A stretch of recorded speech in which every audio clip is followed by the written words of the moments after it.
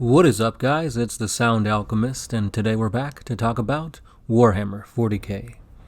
In this episode, we are going into the newly unveiled rules for the Death Guard.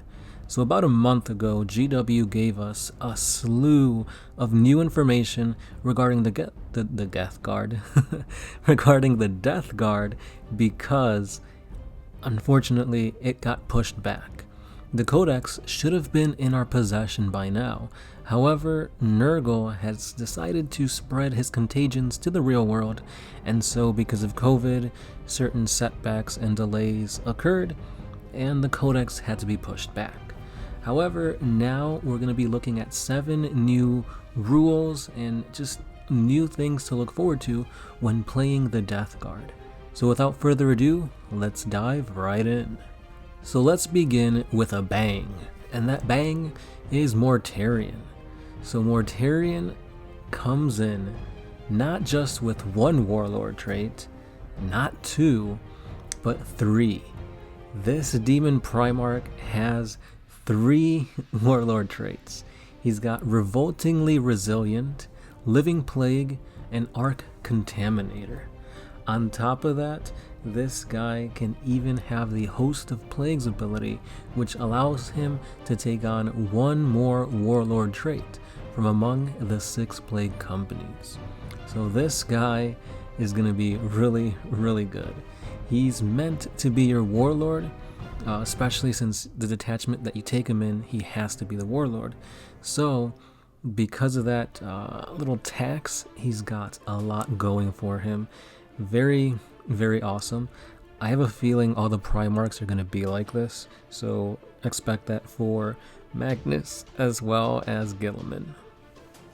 Continuing on, we're going to be talking about the Poxwalkers. These guys are really fun to paint. They've got all these little wacky, like one's got a robot arm, one's got a lab coat. They're just fun little Griblies to put on the field. And they make for a really awesome game of 40k zombies. So with that in mind, let's see what Poxwalkers have going for them in this new codex. So we look at their stats. Their movement is still a shambling 4 inches, however their weapon skill is a 4 up. They don't have any guns since they're all about close combat, so no BS there. Strength is 3. And this is awesome. Their toughness has been boosted to a 4.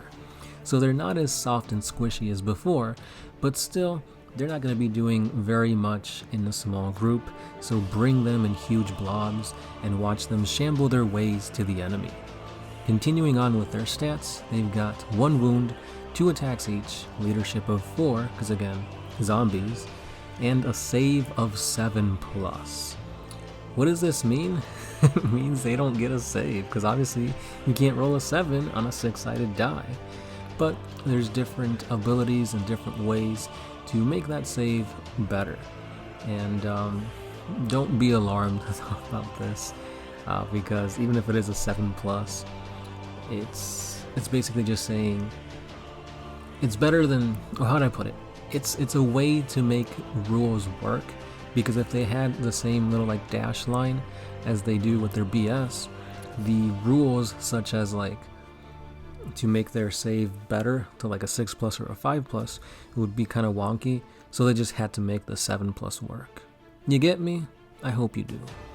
Next up, we have the Death Guard Chaos Lords as well as Chaos Sorcerers.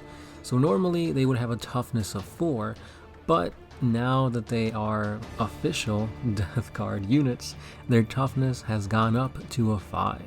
They also have Disgustingly Resilient and Contagions of Nurgle to make them better fit in with the aesthetic of being a Death Guard and not just Chaos Space Marines. And talking about Contagions, since the whole world is all about Contagions nowadays, we have Warlord traits for certain plague companies. So for example, we have the warlord trait, the Droning, which aesthetically, your warlord is surrounded by a cloud of fat plague flies. But in terms of the tabletop, the Droning works like this.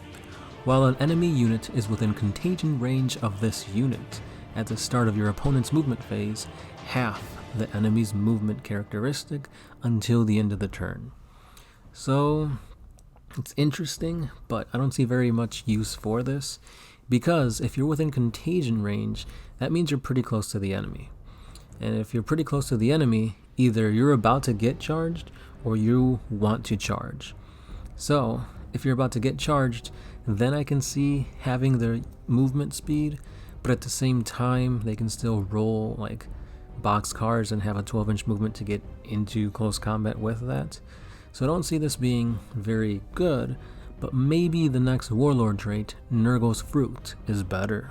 So basically what this does on the tabletop is, when an enemy unit is within contagion range of this unit, each time an attack is made by a friendly Mortarian's Chosen Sons model against that unit, the target does not receive the benefits of cover against that attack. It's pretty cool. Ignoring cover, it depends on the battlefield, how much terrain there is and whatnot. It could come in clutch, it could be completely useless if you're just out in the open. I mean, it's nice to have, but again, when you're picking Warlord traits, I feel like you have to have a plan with this. And with Nurgle's Fruit, you can't rely on ignoring cover, because there might not be cover. So with these two traits, I'm gonna be a little iffy on them, but once the book is released, I'm sure there's gonna be better Warlord traits. Moving on to the Death Shroud Terminators. This is really awesome, because these Death Shroud Terminators are one of my favorite models because they wield freaking scythes. And they got even better because these scythes now hit on a 2-up because of their awesome weapon skill. So they also kind of changed up the Man Reaper, aka the Scythe, to have two forms of attack. One is Cleave and the other is Scythe. So with Cleave, you're essentially doing a stronger attack, giving your strength a +3 with a -3 AP and 2 damage. And each time you roll to attack, you subtract 1 from your hit roll. So you're kind of being a little bit more clumsy, but you're putting all your weight to do more damage. With Scythe, your strength is at +1 with only a -1 AP, dealing 1 damage, but you can do 2 hits instead of 1 whenever you use this type of attack. So again, Cleave is better for hitting heavily armored units, Scythe is for hitting hordes, such as orcs, Tyranids, that kind of thing. Next up, we have the custom Contagions. Basically what this means is that, just like the Space Marines, the Death Guard also have Contagions that you can use that are specific for Crusade. Now Crusade is very fun, it's very narrative and competitive driven, and it's really awesome to kind of see what kooky combinations and what awesome pieces of like artifacts and battle scars and all this kind of awesome stuff that you guys can get. So if you guys have a pretty sizable group of friends, I definitely recommend you guys play Crusade. And if you're looking for a little bit more flavorful type of abilities and heroic things and whatnot, definitely check out each individual Codex for 9th edition, because that's also going to give you more options for your Crusade games. And one such ability is called Oozing Ravaging Sores. So basically it has 3 forms. The first is a vector called Oozing. Each time a Plague Carrier model from your army makes an attack against a unit, if an enemy model is destroyed, that unit is contaminated. And then that evolves into Infection, Ravaging. When a unit becomes contaminated, it suffers D3 mortal wounds, and at the start of your command phase, each contaminated unit suffers 1 mortal wound. And then that evolves into Terminus, Sores. At the end of your opponent's turn, roll 1d6 for each contaminated enemy unit, subtracting 2 if the unit being rolled for was contaminated. On a 4-up, that unit is no longer contaminated. So that's pretty cool. It's like a little lasting effect that just slowly whittles down the enemy. It's really cool. It sounds really fun. And that's just one. Who knows what other crazy options you have in the Codex. And that's all we have in this awesome Warhammer community article for the Death Guard. If you guys want to read it for yourselves, link will be down in the description so you guys can get all the details.